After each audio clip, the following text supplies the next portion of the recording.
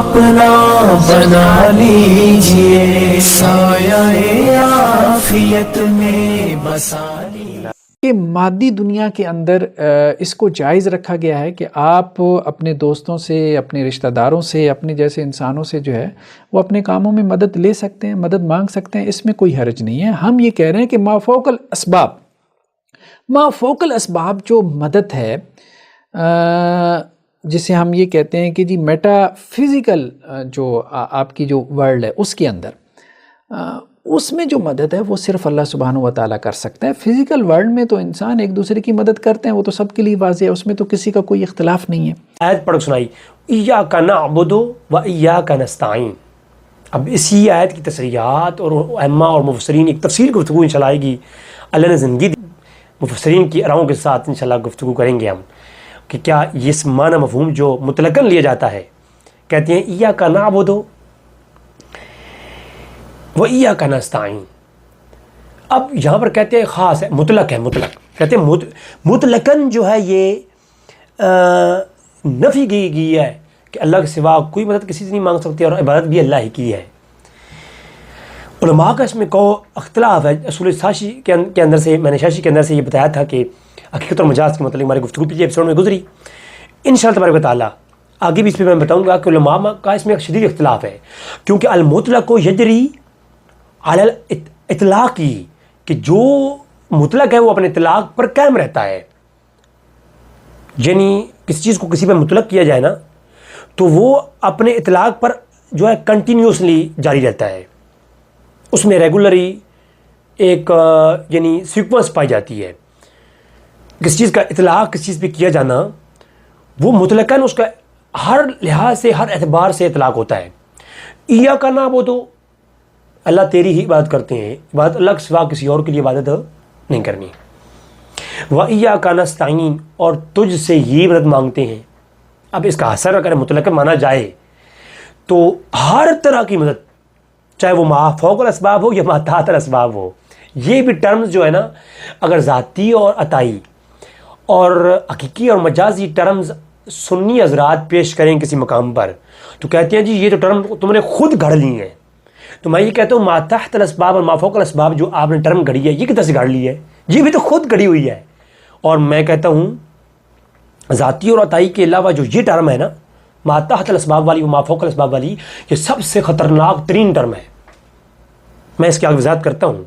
तो मा फौकल असबाब और मा तहतल असबाब वाले जो ये मामला है ना, ये भी काफ़ी ख़तरनाक तरीन है। मसलन देखें, अल्लाह ही की इबादत करनी है और अल्लाह से ही मदद मांगनी है।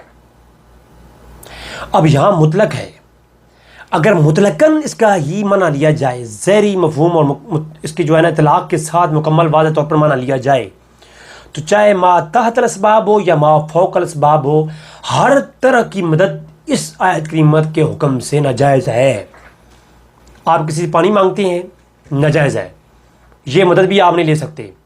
ये कहते हैं जी मा तहतल असबाब ले सकते हैं इस आयत से के अंदर, और वो इंक्लूड नहीं है।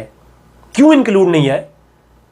कौन सा कानून है जिसके तहत ये जो मा तहतल असबाब, जो आपके सामने किसी भाई के पास कुछ पैसे हैं आप उससे मांग लेंगे, तो ये ज़हरी असबाब के तहत जो इमदाद है ये जायज़ है। क्यों जायज़ है? इय्याका नअबुदु व इय्याका नस्तईन। और मैंने शाह अब्दुल हक मोहसिन दिलवी ने जो लिखा सुफियान सौरी के मुतालिक कि एक शख्स ये आयत पढ़ के नमाज की हालत नमाज में गिर गया, पूछा गया कि आपको कैसे क्या हुआ कि आप गिर गए? तो सुफियान सौरी ने जब पूछा तो उसने कहा कि जी मैं जब इय्याका नअबुदु व इय्याका नस्तईन पढ़ा ना तो मुझ पर गशीदारी हो गई कि मैं जब नमाज में कहता हूँ अल्लाह तेरी ही इबादत और तुझसे इमदाद, मगर लेकिन नमाज के बगैर मैं कभी हकीम के पास शिफा के लिए, कभी डॉक्टर के पास,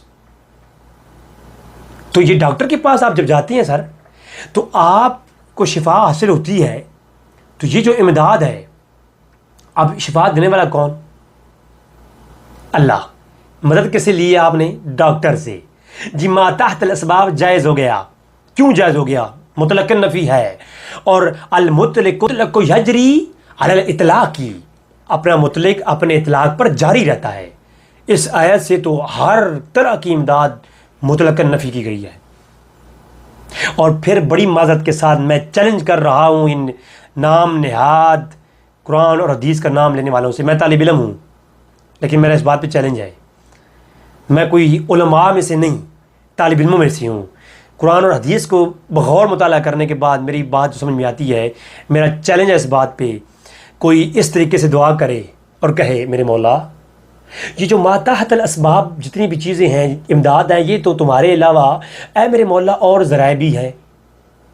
पैसों के लिए मैं किसी हाकिम के पास जाऊँगा, फैसले के लिए हाकिम के पास जाऊँगा, मेरे मौला मैं जितनी भी ये माताहतल असबाब चीज़ें हैं इनकी ज़राए तो और भी हैं तेरे सिवा, लिहाजा तेरी ज़रूरत नहीं, किसी और से मांग लेता हूँ और भी हेल्प कर देंगे। हाँ माफ़ौक़ल असबाब मेरे मौला तुझसे मदद मांगता हूँ, माफ़ौक़ल असबाब तू मदद करने वाला है। तो ये इस आयत से मुराद सिर्फ माफ़ौक़ल असबाब है।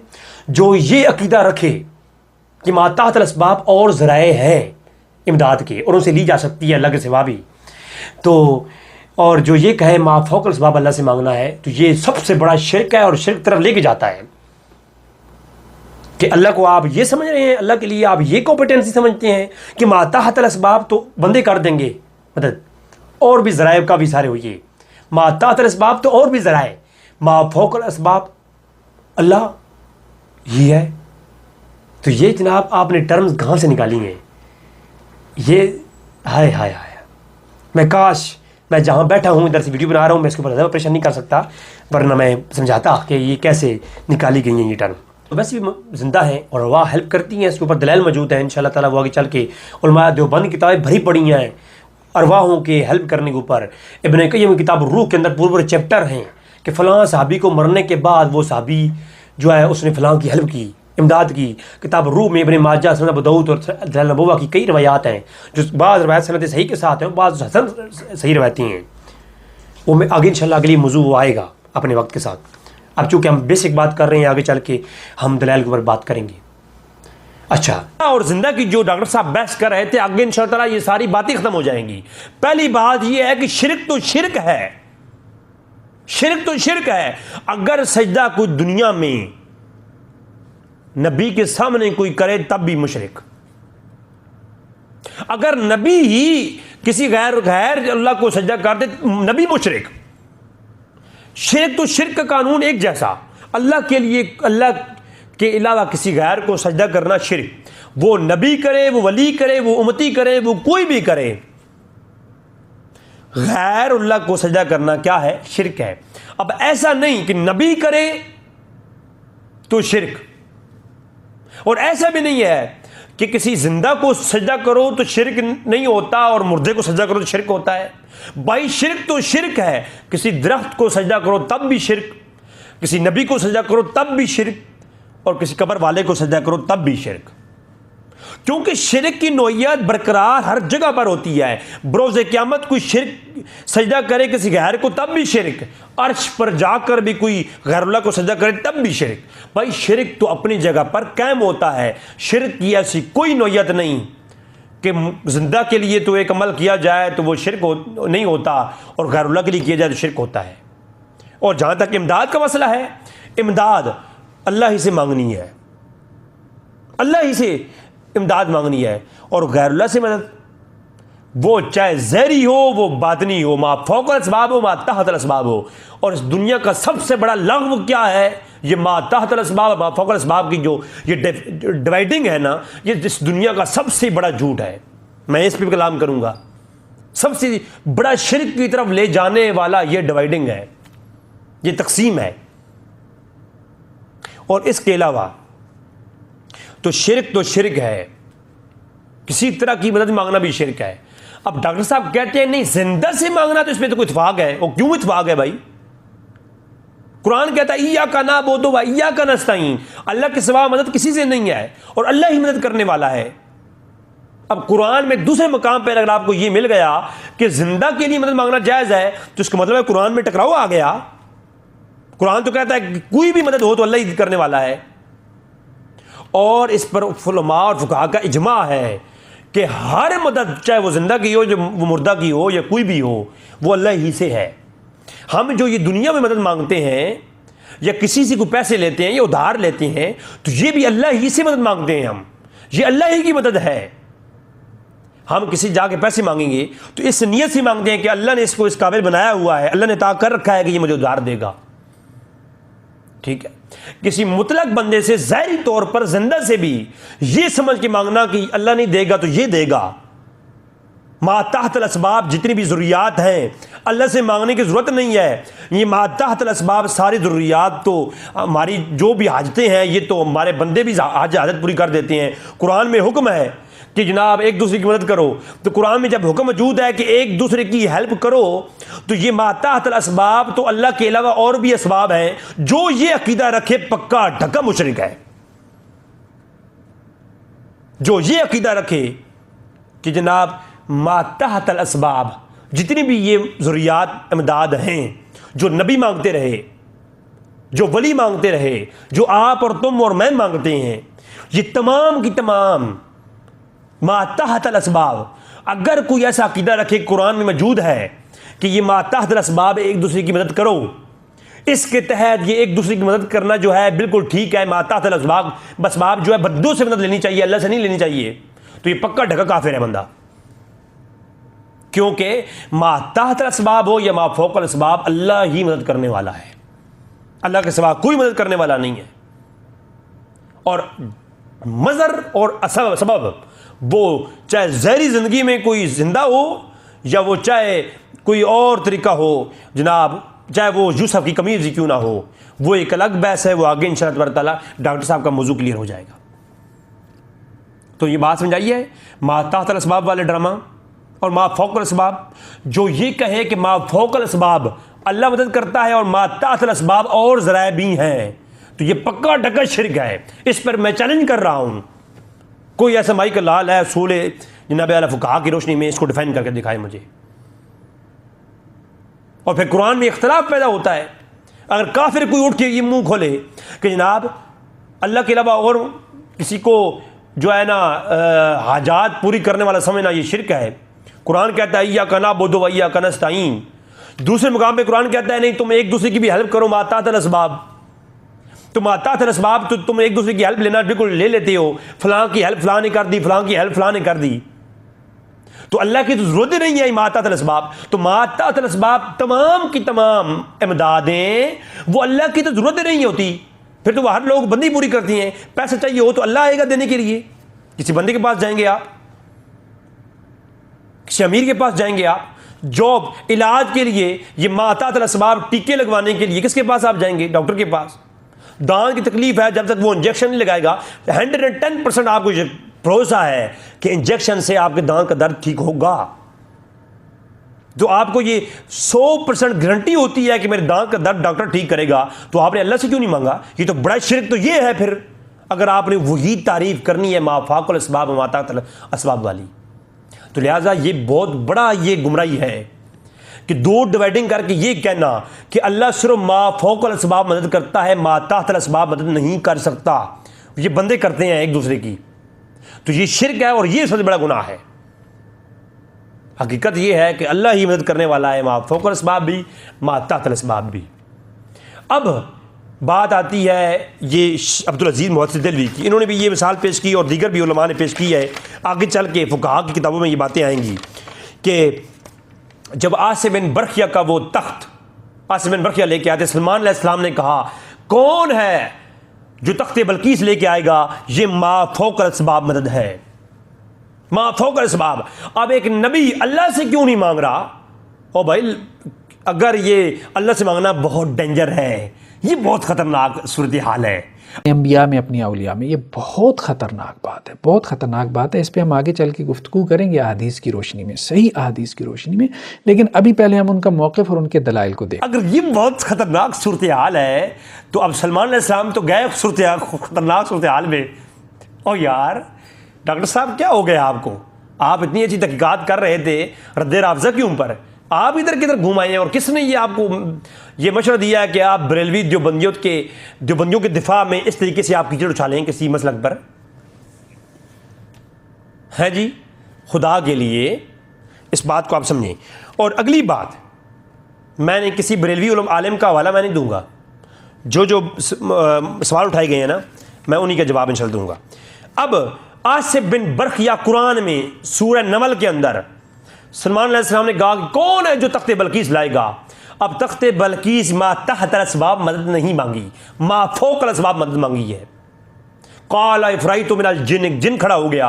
ये जिन गैरुल्लाह था या अल्लाह था कि मा फौकल असबाब मदद जिन से मांगना जायज़ हो गया? ये कौन सी शरीयत और तौहीद बयान कर रहे हैं आप लोग? ये शैतानी तौहीद है, कोई मजाक बना के रख दिया तौहीद का कि माफोकल असबाब अल्लाह से मांगनी है। हमारा मसला ये जिंदों का नहीं है, मुर्दों का है और माफोकल असबाब है। तो ये सलमान अलैहिस्सलाम नबी होकर के जिन से जो मदद ले रहे हैं और मांगने की बात कर रहे हैं, अल्लाह से नहीं मांगी। जो अल्लाह परिंदों के जरिए काबतुल्लाह की हिफाजत कर सकता है, जो अल्लाह कुफार के जरिए मूसा अलैहिस्सलाम की हिफाजत कर सकता, और जो आले फिरौन और फिरौन से मूसा की मदद कर सकता है, वो अल्लाह सलमान अलैहिस्सलाम के तख्ते बल्कीस जो है आंख झपकने देर में नहीं ला के दे सकता। तो फिर ये सलमान अलैहिस्सलाम ने अल्लाह से क्यों नहीं मांगा डायरेक्ट? एक सबसे बड़ा शिरक अजीम हो रहा है ये कि जिन से कहा जा रहा है कौन है जो तख्ते बल्कीस लेके आए, और जिनों को नहीं मालूम कि है सलमान पैगंबर। ये माफौकल असबाब मदद जो है, ये जो है ये तो शिरक है। यमन से मिस्र तक, मराकश और यमन के माबैन ये दरमियान में तख्ते बल्कीस कैसे आएगा? और अशरफ थानी साहब ने तो कमाल लिख दिया। वो मोहम्मद बिन उमर वासित के हवाले से लिखा अशरफ थानी साहब ने अपनी किताब बवादिर नवादिर के अंदर भी और जवाल अरिया के अंदर भी। वो लिखते हैं कि एक हजूर की उम्मत का वली मोहम्मद बिन उमर वासित, वो कहते हैं कि वो सलमान अलैहिस्सलाम का उम्मती था जिसने आंख झपकने की देर में तख्ते बल्कीस मराकश में यमन में लाया था, मराकश से यमन में लाया था वो। और मैं हूँ मोहम्मद रसूलुल्लाह का उम्मती, मैं चाहूँ तो पूरे बगदाद को उठा के मराकश में रख दूँ और मराकश को उठा के बगदाद में रख दूँ। आप इधर लगाएं फतवे, फिर मौलाना थानी साहब भी लगाएं फतवे आप। अच्छा, अब बात आती है सलमान अलैहिस्सलाम की। फिर कहा गया कि जिन तू बैठ जा, कोई और उठे। फिर वो सलमान अलैहिस्सलाम का कातिब वही आसिफ बिन बरखिया वो उठा और उसने कहा कि मैं लाता हूं, और वो भी आपकी आंख झपकने की देर से पहले। और मा फौकल असबाब की तो धज्जी उड़ गई, आंख झपकने की देर से पहले लाया गया ये तख्ते बल्कीस। और इसको रवायत किया सनल कुबरा के अंदर इमाम बहकी ने। इमाम बहकी इसको रवायत करते हैं कि वो आसिफ बिन बरखिया था, कातिब वही था, कातिब था जनाब सलमान अलैहिस्सलाम का। और शरअ एतकाद अहले सुन्ना इलामा लालकाई रहमहुल्लाह ने भी इसको नकल किया है। ये दोनों हवाले मैंने बरेलवी उलमा के नहीं दिए, ये दोनों हवाले एक मुहद्दिस भी हैं और फ़कीह भी हैं इमाम बहकी रहमहुल्लाह, और दूसरे अहले सुन्नत के बहुत बड़े फ़कीह हैं इलामा लालकाई। उनकी एतकाद अहले सुन्नत की किताब के अंदर वो बात वाज़ह है कि आसिफ बिन बरखिया सलमान अलैहिस्सलाम का उम्मती, अगर उससे सलमान अलैहिस्सलाम नबी होकर के मदद मांग सकते हैं माफौकल असबाब, तो आज का मोहम्मद सल्लल्लाहु अलैहि वसल्लम का उम्मती होकर के अगर कोई ऐसा अकीदा रखता है तो उसके लिए जवाज़ मौजूद है, उसको हम ख़तरनाक नहीं कहेंगे जी। तो अल्लाह वही राज़िक है, वही रब है, वही मुतलक अता करने वाला है, इसमें तो इख्तिलाफ नहीं है। इख्तिलाफ इसमें है कि अगर कोई गैरुल्लाह को मज़र खुदा समझ करके, जैसे कि अब्दुल अज़ीम मुहद्दिस दिलवी ने लिखा और हाजी इमदादुल्लाह मुहाजिर मक्की ने लिखा,